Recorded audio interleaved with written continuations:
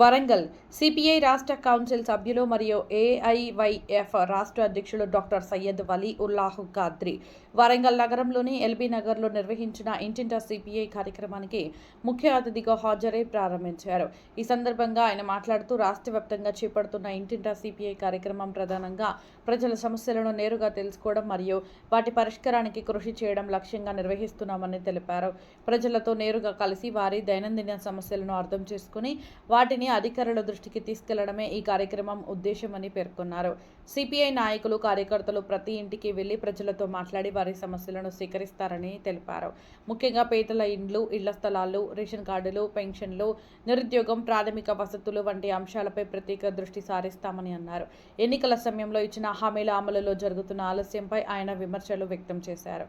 Party కార్యకర్తలు ఈ కార్యక్రమంలో చురుకుగా పాల్గొని ప్రజలతో అనుబంధాన్ని మరింత బలపరచాలని ఆయన పిలుపునిచ్చారు. సేకరించిన ఫిర్యాదులను సంబంధిత అధికారులకు తీసుకెళ్లి పరిష్కారం సాధించే దిశగా కృషి చేస్తామని హామీ ఇచ్చారు. ఈ కార్యక్రమంలో ఏఐవైఎఫ్ జిల్లా కార్యదర్శి మస్కా సుధీర్, నాయకులు జగదీష్, అజాజ్, రమత్, మతీన్, మహిళా నాయకురాలు విక్టోరియా తదితరులు పాల్గొని ఈ కార్యక్రమాన్ని విజయవంతం చేశారు.